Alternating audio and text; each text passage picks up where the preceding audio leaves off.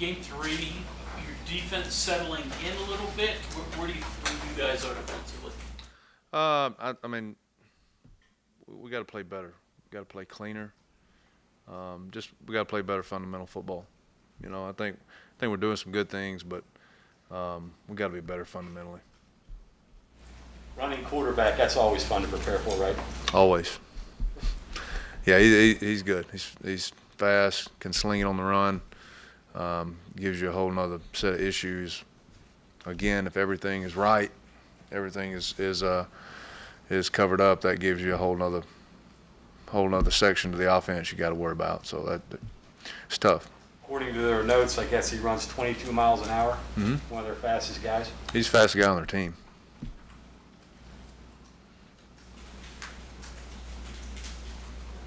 They found ways to use two other quarterbacks too, and gimmicky package kind of ways too, goal line stuff, or even just force of action. I don't think they did that in the first game.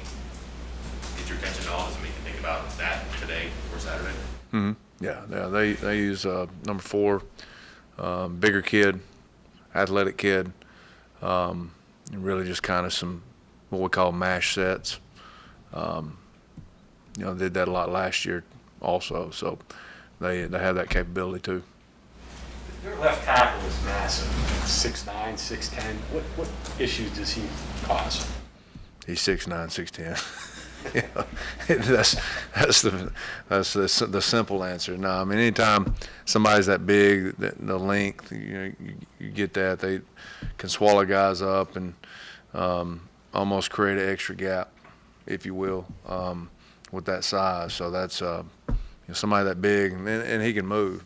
So that's you got to maintain your leverage, maintain whatever your gap responsibility is, and got to be good. We got to be better with our hands up front anyway. That's one of the things. Going back to Maryland, I talked about not getting after the quarterback. That's one of the reasons why was using our hands in separation. And so with a guy like that, I mean, you've got to, or he'll just swallow you.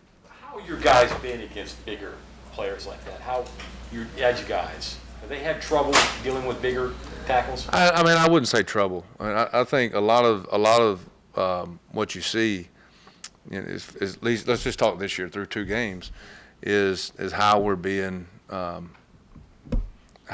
teams are attacking us.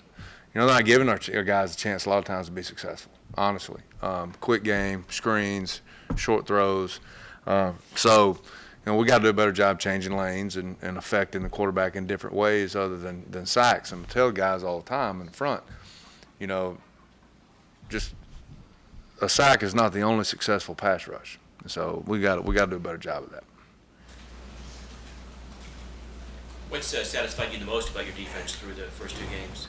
We really haven't had any effort issue. I think our guys have played hard in both games. We've got to clean some things up fundamentally. Got to clean some things up communication. But overall, I think our guys have flown to the ball for the most part. Coach Brown praised Jackie Matthews and his effort so far. Just kind of what are your thoughts on how he's playing? Yeah, I mean, he's become what we thought he would be. He's a really good football player. He's a really football savvy guy. What I mean by that, he finds the ball in space. And anytime you see that, that's what that tells you, that he's a football guy. Some of the things Jackie's, like a lot of junior college guys, is keeping up with a different scheme, and again, going back to last year, not having a normal year, what he would have a full spring in his first year in the scheme.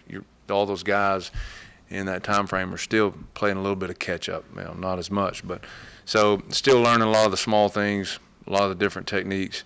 But the thing that Jackie does, he finds the ball. Played a ton of guys.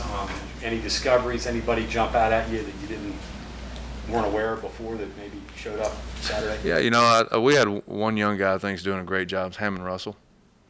Sean Martin continues to improve. Linnell Carr played a lot better, cleaner, fundamental football than he has. But yeah, a young guy that in that game, in that situation, that really did some good things was Hammond Russell. Let me ask you about Jared Bartlett. Just where do you feel like he's at in terms of his development, and what kind of steps would you like him to continue to take going forward? You know, again, I think that Jared has to understand a lot. Number one, you know, we're rotating 3 guys at that position. That's for a number of reasons. And then number 2 is where Jared's strength is, which is speed. They're just really unlucky more than anything. Haven't had a lot of those opportunities. Again, going back to I think a lot of how people move the pocket and how they protect us is really kind of been the, you know, kind of where he hasn't been as productive as it maybe he was last year. I think, you know, those are some of the reasons why. What, if anything, changes about their offense with the loss of tight end Mitchell?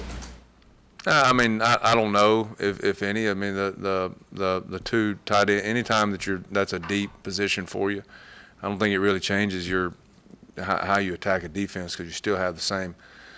You're going to use those guys, those bodies in the same way, and a tight end, just by its nature, a guy that's athletic enough to run routes, long enough to catch balls thrown to spots, and then obviously powerful enough and strong enough to block. So honestly, I'm not approaching it any different.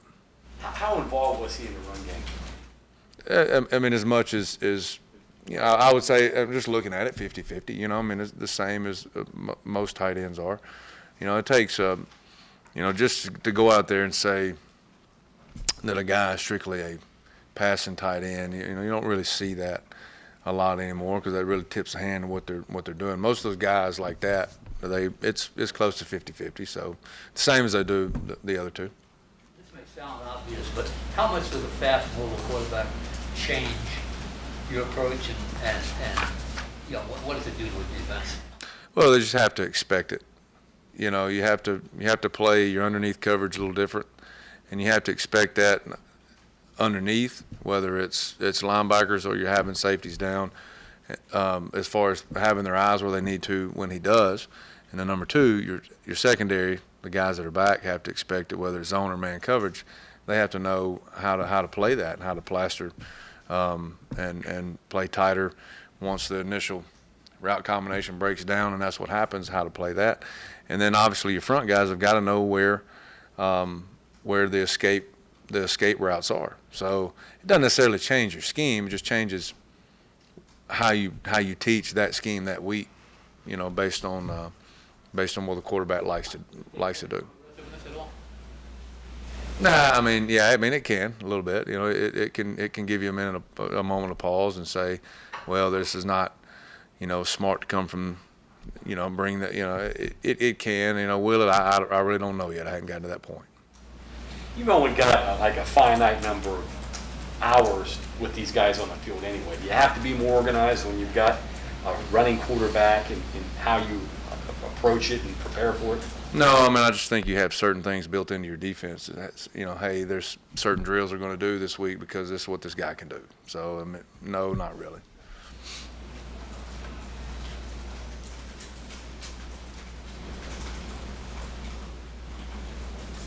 Any other questions for Coach Lesley?